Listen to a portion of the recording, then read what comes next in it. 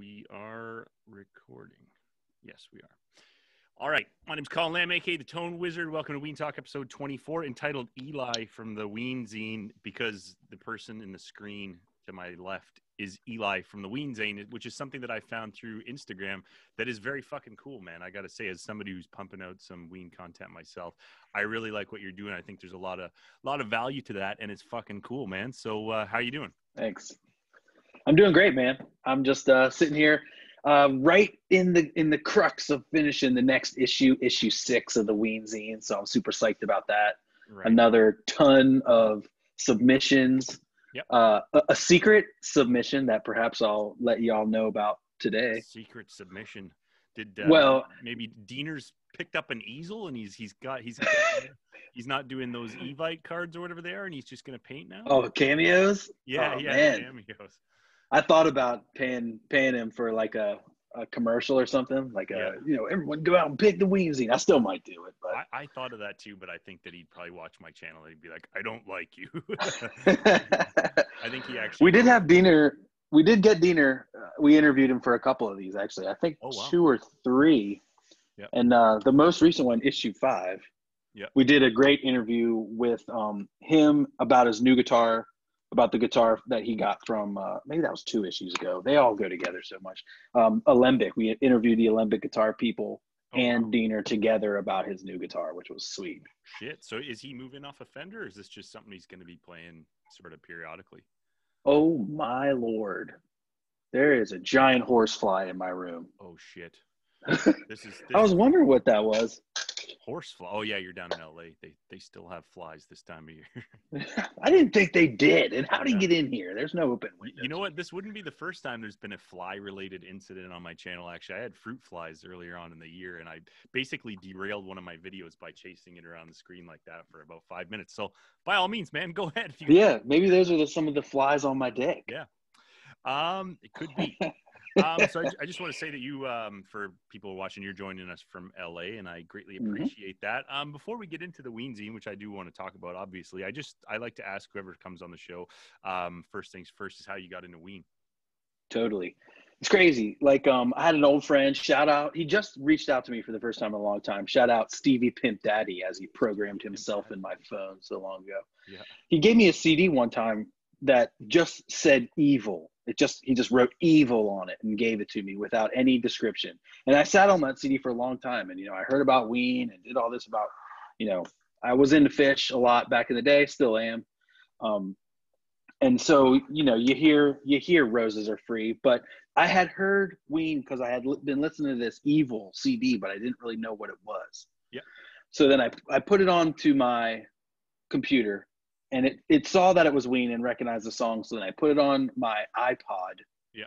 And, so I would listen to it here and there. But with music, with me, I really need to have this like click moment for them to change from like a band that I listen to casually to like this thing I'm obsessed with. Yeah. And so it was on my iPod, and we went skiing. I'm from Maryland originally. So we went to this place called the Wisp in Maryland. Wisp. Yeah. And I was skiing, I was on the slopes, and we probably just toasted a huge one, and I was like feeling great, and we were on the lift up. And so, Buckingham Green came on, and it was this glorious thing of like, I'm on the slopes, I'm super high, I'm like loving life, and Buckingham Green comes on, it's like, and it was just like, and you're like, I can hit that giant fucking ramp. I'm gonna do it. Gonna do that's 2 body casts later, and I'm like, no, I just get it. So it was like that moment that clicked with. Yeah, I've said it before. I've said it on my channel too. It's the same thing for me, man. Somebody gave me a mixed CD, like a guy that I knew, with no prompting. He just I think he just knew that I would dig it, and he didn't say anything. He's like, oh, I think you might like this, and he just wrote Ween on it, and I put it in, and the songs were so fucking different. I thought it was like a compilation that he made me. Yeah. And one of the songs, I've talked about this on the channel too. One of the songs was a song called they called it Zoloft on there, but it was actually a song by the Vintage Chimps or something. It was falsely attributed to Ween. I actually liked that song at the time more than any of the other songs. But then Even If You Don't kind of got me in. And then I think I had that big moment with Object when I first heard Object. I was like, nice. I was like, I fucking love this band, man. I don't know what's going on. But yeah, similar stories for most of the people that I've talked to. What any notable shows you've been to that you want to talk about? Yeah, I haven't seen them like a million times or anything. So like every show is like super memorable, but there's a couple that really stand out. The first one I ever saw was at Higher Ground in Burlington, Vermont. I left Maryland, I moved to Burlington, and I worked at Nectar's and Higher Ground at the time. So like, the bar people from Nectar's got me and took me to see Ween. They're like, you have to see Ween. It's like Ween in Burlington is like this, rip roaring, alcohol fueled, and they knew a lot of the people. So like we would go to the show, we would rage. You knew all the bartenders, and so they would pour your drinks extra heavy. Right. And they were messing with me because at the time I was young, like the young bar back that all the bartenders are like fucking with. And so like I was getting all these like warm vodka shots and all these weird drinks and milk tequila shots. And so they were messing with me. We got trashed, and that show was just amazing. And one of the most epic things, and I think I did a comic in the first issue. No, not the first issue, the second issue, I think. Yeah. About driving from Vermont to McCarran Pool. Trouble at McCarran Pool. Right that Ween show. We like drove all the way from Vermont, man. We were going to pick up our friend at the airport. She was coming home from living in the Virgin Islands, and her flight got delayed. And so then we were like, okay, we'll just go to the show first. And so we got to the show, and we were doing all sorts of crazy stuff you do. As you do. And we got to the show. We we're late. We come in during Zoloft. We find our friends miraculously, and they're like, give us a joint. First thing we do, we light up a joint. We're like so psyched. We're finally here. Click, lights, police officer. Yeah. Me and her got literally arrested, cuffed on the spot, put into a squad car. We only got like 3 or 4 songs, and then we spent the rest of the show in lockup in Brooklyn, and then our friends came and got us, took us, and we went to see Sound of Virgin afterwards, and it was like so epic. Everyone was calling us Jailbird at the bar, and you're like, it's time to start a zine. I was like, this will be a comic one day. Well, yeah, I mean, so those two are epic. Yeah, getting right into that, man. I checked out the Ween Zine. I think I just found you right. I like follow the hashtag Ween on Instagram, so I went in there, and I got to say, so I think on your website it mentioned that you kind of started it through the Ween Appreciation Society, the Ween group on Facebook, and like I kind of walked away from that group, not for any other reason that I just a couple of years ago it was just memes and people bitching at each other in the comments, so I just kind of got out of there. And I went on, but in all fairness, I logged on when I saw that on your site. I was like, you know what, why don't I go and check it out? I haven't been on Facebook that much, but I went on there and I saw that there was a lot more kind of useful stuff and sort of meaningful stuff being shared, as meaningful as anything can be on Facebook. But when I was on Instagram and I saw your shit, just the artwork alone is like, it's either hot babes or Ween artwork that I'm interested in looking at on Instagram. And that's tell my all wife, there is, right? Yeah. But anyways, I found it on Instagram and I checked it out, and it's fucking cool because it's not, it is a bunch of random art, but there seems to be like, I was looking at, maybe I can actually pull it up here on the screen here, if you don't mind. Sure. I got it going here. I don't know if issue 1. See that? Yeah. Yeah, I see it. Yeah. And I mean, I think that this will come through on the recording. I hope it will anyways. But I kind of scrolled through and a lot of people, and I apologize if this isn't coming through in the recorded video. But anyways, you can check it out yourself for sure. But there's a lot of artwork, but a lot of it has like personal stories attached to it, which I really find that to be kind of cool, because that's kind of, it's a little better than just sharing a meme of the 10,000 like Diener shit face guitar solo meme or whatever. Yeah, totally. Yeah, I mean, just like scrolling through here doesn't do it any justice. I highly encourage anybody who's watching this to check that out. But yeah, from what I understand, it's all there. It is right there. We got a physical copy we can look at, but it's all most of it's user submitted stuff, and it's your stuff kind of driving the narrative as well, right? So yeah, totally. Well, okay, starting at the beginning with WAS, as we called it there. WAS. There was a post I made to have a like, let's put Ween in classic album covers. Yep. And so that started this huge contest, and there's a mega thread in there that still comes up. You can find it in WAS.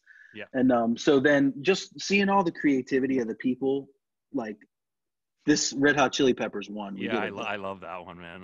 I love that album too. So Yeah. So just seeing all the creativity there, I was like, man, we need to organize these people somehow. And like, I have a background. I'm a comic book artist and writer, and I Sure. publish my own books. Monkey Lion, the world's only comic about an intergalactic Afro-funk band Oh, on tour through the galaxy, I'll available at cosmiclionproductions.com. I'll order a dozen. Jeez, sorry, what was that called? Yes, it's called Monkey Lion, and it's Monkey. about the world's only intergalactic Afro-funk band on tour through the galaxy. Okay, cool. And by the way, I'm gonna figure out where that is. I'm gonna link that up in the description of this video. I'm gonna Yeah, check that out, man. But hell yeah. so were you involved with the Ween Appreciation Society, or were you just like on there just posting sort of thing? No, I was just a fan was plucky, that was like, wanting to start publishing his own stuff and work with people. And here in LA there was like a big group of WASP people, including Grant Rosemarin, who I want to send a huge shout out to. He was a huge force in that page. Like, he was that page for a long time. This is his shirt. Yep. He designed it. Right on. And Grant unfortunately passed away. And so once that happened, the group kind of changed, because his influence was so powerful. He was such an awesome dude. And then so things kind of changed in the group and stuff. But he was real big, and he did an interview in the first one of the first pages, or maybe the second one. It's hard to keep track, like I said, but he did an interview with like Johnny Williams and Grant, Johnny Williams, and Jacob Welty, who are like the major Epic fans. Right. And so his influence was big, and because I was here able to like chill in real life with people, that helped kind of solidify that. Yeah. So then once I had the idea for the zine, it was kind of just like, I put the call out and people were down, and it just kept coming in. And like, I think because I put right here at a 50, so I think I did a 50 issue run of the first one, and that sold out in like a day. Wow. And then so everyone wanted more, and so I was like, okay, and then I did I think a 200 print run. Right on. And then for all the rest of them, I did about 250 print run. Yeah. And we've had good. So yeah, once again, anybody's watching, I really recommend that you go check this shit out. I mean, I have nothing to gain by doing this show or the channel, other than just I enjoy talking about Ween to anybody who listen. But go check this thing out, and I think it's like the weenzine.com. Is that right? I'll put a link in the description. But yeah, totally. If somebody wants to get like their hands on a physical copy, which I think that everybody would want to, like how much does one of those bad boys run? They're usually $10. All the issues are sold out at this point. Issue 6 will be on pre-sale super soon. But the cool thing is, if you're an industrious, artistic type of person, all the issues are there for free as an e-zine, which was one of the original kind of stipulations that we talked about in the initial post. So you can download the PDF and print it up yourself, make a cool copy, download. Yeah, I got it right here too, and it's fucking cool, man. It's like, I mean, if you want to talk about scrolling Instagram till you're fucking numb in the face, I'm sure everybody has done that. But I would much rather scroll something like this. This is absolutely awesome, man. It's great stuff. Yeah. And there's 5 issues, and they get consecutively bigger. The first 3 didn't have a spine, but the second 2 got so big that you needed to have a spine on these dudes. So I think there's about 65 pages. We even got comic book artist Jim Mahfood to do this, who did the Clerks comic books and stuff. He did the cover for issue 3. Awesome. So how many, you said the first one you did a run of 50. How many are the new runs going to be? I'm going to run I always run a pre-order first to kind of get a feel for how it's going to go. I think I'll just do another 250 unless we get a ton more pre-orders, but it's kind of cool. Then it's like, you got in, on the ground floor, and then you pick it up, and then, no one's got it but you. Yeah, so you were, I hate to backtrack, but you were talking about the Ween Appreciation Society. So you were saying that one of the main sort of guys there, he passed away, and then it took a turn. Was that just we're going off topic here, but I'm just kind of curious. Was that around the time of the reunion, or? It was after that. It was right around the time when we went to when those Red Rock shows were a few years ago. Okay. And so it was right after that he passed, and it was, and I'm not saying that like, WAS is terrible now or anything. Yeah, I no. enjoy it. I'm on there sometimes too, but no. there's all these splinter groups, which I love, like Ween Kitty Exchange, Ween Twin Peaks. I'm part of the hockey fans, or what, Ween hockey fans or whatever. But yeah, I mean, I've said not to be negative about the group, but I just found that it kind of like, I think it was around maybe just after the reunion, there was like a lot of kind of like bitching and fighting in the comments, and like, what are you fighting over? Like, this is just a picture of Dean's poop guitar face, man.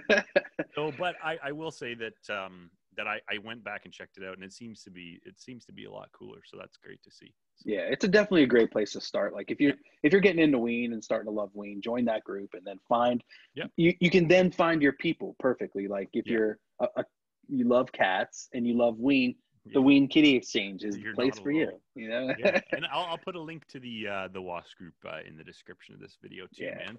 So that is very fucking cool. The Ween Zine, that's the weenzine.com, and on Instagram, what's your ad Instagram? I think it's Ween Zine on Instagram too. The actual name of the zine is "Don't Get Too Close to My Fanzine," which was given to us by Will DeBoer. Yeah, he had like that idea, and when it was just starting, I just like empowering everyone around me, and so like he was like, this could be the title. I was like, hell yeah, let's make that the title. And then people were this, and it's like, let's do it. Like I don't like to say no in like creative give and takes, because then you might not get the best out of everyone around you. So for sure.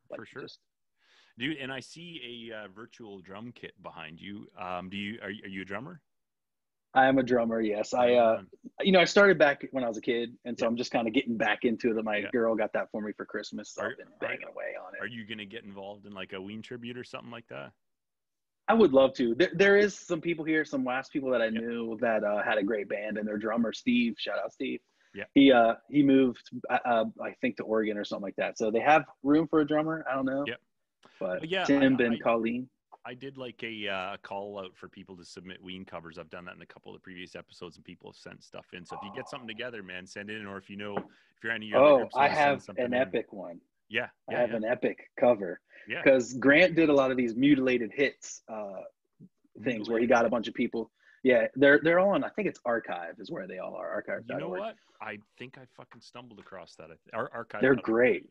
Yeah. They're amazing. And so I always told them, I love Put Your Boobs On. That's such a great, B-side rarity. And so I was always like, oh, Grant, I'm gonna make a Put Your Boobs On remix or something like that. And then then he passed, and then we did one after that. Yeah. And so then me and my dude, who's actually a podcast that I do, Can I Flip It, about comics. He's an MC, Manus, and he's got access to a real studio, and our friend who's a DJ, and so we like put together the remix, Put Your Boobs On, made a sick backing track, and we did like a rap. It's awesome, man. Right, dude, send that my way. I want to share that in the next episode. And then your podcast is called what? It's called Can I Flip? Oh, I got a few. Cosmic Lion Radio. Cosmic Lion Radio is my original one. Yeah. This year actually marks 10 years for Cosmic Lion Radio. Oh wow! And that's on iTunes and my website Libsyn, which is basically like an interview show and a mixtape kind of thing. Right. And so we'll interview people, and then I'll talk to them about like the music that they listen to during their creation process, and then we'll make like a mix. Right on. And I've had everyone from Kevin Eastman, co-creator of the Ninja Turtles, to like Jim Morrison's, film school friend, to Frank Zappa's roadie. So we got a lot of different people on that. And then Can I Flip It is with Manus, and that's about comic books, and we read comics and talk about them, nerd out hard. All right. Well, I have to ask you, because you said something about this right at the beginning. I also this year I started a series because we all have so much fucking time on our hands. I started a series called I'm Trying to Get Into Phish, and it was also because I was doing the Ween content, but there's a lot of crossover there, and I found the infighting between the groups to be hilarious. And it's like, it's like, as a big sports fan, it's the same fucking thing. It's a rivalry. Absolutely. It's better because like there's no tangible outcome to this argument ever. Like, unless like, Diener and Trey just like start like boxing it out at some point on celebrity boxing. Like there's no one's ever going to win this debate. But I got to ask you, just anecdotally, I ended up really getting into Phish. I didn't think I would. I kind of like the first episode, I was kind of like borderline trashing them. And then I had a bunch of people just like, dude, people were fucking like writing like paragraphs of stuff for me and pointing me in all these directions. And I dropped into a bunch of live shows, and I fucking really have gotten into Phish. Like the show's just called I'm into Phish now, basically.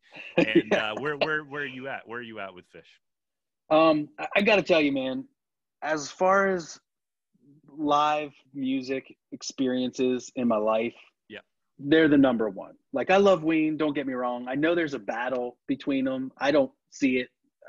I got a Ween shirt on right now, and I got Phish sweatpants on, you know? It's kind of a metaphor for the Ween fans. They kind of keep all that Phish love down below the waist. Yeah. And they keep, you know, but like, I kind of feel like, for me, I grew up loving like the Doors, Zeppelin, this kind of hippie stuff. That's what my folks were into. I was that type of dude.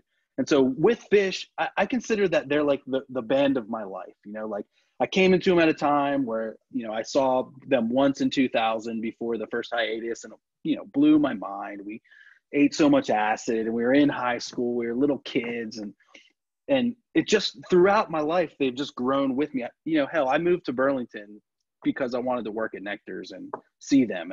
And it, you know, got to the point where like Mike came to my house for a party, and like, you know, we hung out, you know, and so I can't see the Dead live, Grateful Dead live, or I can't see the Doors live. So like, and I saw Phish live like a million times, and it's just so good. And like, my girlfriend hates them, you know, so she doesn't go with me. So like, I go alone, and I fucking love it. I love seeing Phish alone. Like, it's so fun. Like the dude from Bittersweet Motel, he's like, less restrictions on that place, you know, for the music. Yeah, man. You know, it's funny you say that, because like I've traveled. I went down to the reunion by myself to see the Ween reunion. Nice. I went to the Nashville run. I think it was, I keep saying last year, but it was fucking 2 years ago. I went down there by myself, and I have a better than average feeling that I'm probably going to end up going to see Phish by myself. And like, I'm not fucking worried about it, because I know, like, I don't give a fuck if everyone's your friend. I don't give a fuck about going to a restaurant alone. I don't care about staying in a hotel room alone. In fact, it's nice to fucking sleep in. And I know that I can just go watch that music. I don't give a fuck what's going on around me. And it's going to be fantastic. So yeah, as soon as you said that you were, like, you mentioned moving to Vermont and Burlington, all that, I was like, I fucking bet you he went there for Phish. Yeah. And I loved it, man. And I got exactly what I wanted. You know, I worked at Nectar's, and I met everyone but Trey there. He didn't really come around, but everyone played there. Paige, I did this. I feel stupid about it now, but I tried to like make Paige feel like at home. This is actually the show that became the Moodoo album, Porter Batiste Stoltz featuring Paige, Moodoo album. I helped produce that show, and I was carrying Paige's keyboard in, and I was like, "Oh, sorry, dude, what's your name again?" And he's like, "Paige," and I was like, "Ah, see, right, that's right." You know, trying to make him feel just like every other dude, just like another dude. Yeah. It made me embarrassed. Yeah. I can only imagine how I would embarrass myself if I talked to anybody from Ween or Phish. But I also I started a similar sort of show recently with regards to ZAPPA. Man, what would you say? Somebody, because I've really tried with ZAPPA, and there's people who've said to me, "Oh, if you have to fucking try, then you're just like not into it." But I don't think that's fair, because as with Ween or Phish, the catalogs are diverse. They're fucking massive. And like, just anecdotally, I've said it before, like with the Beatles, there's 20 Beatles songs I don't like. Had I been exposed to those 20 songs first, I may not have gotten into the Beatles. And it's the same thing with Phish or with Zapp or something like that. So I'm trying to carve my way in. And I think that what I'm looking for is maybe more like simpler structured kind of stuff, and maybe some of his heavier sort of stuff. Any recommendations on that road? Yeah, I think that a good place to start with ZAPPA is Hot Rats. Okay, you're not the first person who's told me that. So. Yeah, especially as a Phish fan coming in, that's where Peaches is on that. Yeah, Willie the Pimp is just a great song, and that's kind of like a weenie type deal, you know. But then also you got Gumbo Variations, which is kind of like a long 12-minute jazz fusion, you know, romp. Yeah. I got my start with ZAPPA in a weird place, which was the Fillmore 71 show album. Yeah. which is, you know, the Turtles guys, Flo and Eddie gone wild, and it's got some latex solar beef. I just watched the 2020 ZAPPA one, and like as I'm watching it, it's kind of going through. There's a lot of stuff I didn't know, but then like the fucking Turtles guys are just there randomly. Yeah, and I'm like, what? Where did he dig those guys up from? Like, oh man, that stuff they do is amazing. Like Yeah. the groupie routine. Check out live at the Fillmore. Then it's pretty interesting actually. That show, the first set is the album, and the second set, John Lennon and Yoko Ono sat in with them to perform some very strange music. And I heard about that. I guess John Lennon, they had the recordings. Frank said there was a deal they could both use them. John Lennon just took the recordings, renamed the songs, and gave him and Yoko the publishing credits or whatever. Oh man, yeah. They need to release that officially. There is official video on YouTube, and I think it's in. You're talking about the new documentary, the guy from Bill and Ted put out. Yeah, just watched it 2 days ago on Friday. It was pretty good. So good. It's, I mean, if you're I backed it on Kickstarter. I got the poster back there. Right on. Yeah, and I'm also going to check out the I found on Amazon. There's the Live at the Roxy or something like that. I'm going to get into. Oh yeah, that's a good one. The Roxy show is insane. Yeah, man. There's a lot of good Zappa content on Amazon. For sure. Got some weird BBC docs on there. Yeah, so I don't want to keep you too long, man. And I you know, most of my episodes, I'm criminally guilty of just fucking going. Like, I'll be like, this is going to be a 10-minute episode, 18 minutes in. I haven't even talked about what I want to talk about. So I'm going to keep it short. And I know your Sunday's probably just about as valuable as mine is. Mine's not fucking valuable at all. I have nothing else to do. I got nothing. No, I got to edit video later. That's it. And hey, I don't have to do any editing of this. Just record and stop. There we go. Nice. I'm glad. Like, I have this bad feeling that one day I'm going to do an interview because it's just like, there's no preface to it. It's like, hey, come talk about Ween. Someday, like, somebody's just going to come on and be like, I fucking hate you. I hate your channel. And I'll just edit around that, but not necessary. So thank you very much for coming on, man. And, happy to be here, man. And if anybody wants to get involved with you, the best way to do that is to how's the best way to get in touch? Yeah, super easy email, eli@theweenzine.com. Yeah. Just finishing up the last issue, like I said, and then I guess we'll roll into issue 7, though some people are like, oh man, you need to do a collection with all of them now. So I might end up doing like a hardcover collection or like a collection of everything. Does this stuff ship to Canada? That's another question I have. Yeah, I mean, if you pay the shipping, sure. Yeah. All right. There we go. Yeah. So get involved with that, man. Eli, thank you very much for coming on. And those of you who watch, man, I'm going to put a link to everything that I wrote down and all of Eli's stuff. It's all fucking sounds pretty cool to me. Cosmic lions and so on and so forth. And if you've enjoyed watching this video, please like it and subscribe to the channel. And I'm going to be doing a live show this coming Friday, actually, where I talk about some Canadian bands and the 10 greatest Canadian bands of all fucking time. And don't believe that Rolling Stone shit that you may have read or any other top 10 list. This one's going to be controversial, if not stupid. So tune in for that. Eli, thanks for being on here, and you take care of yourself. This video is over.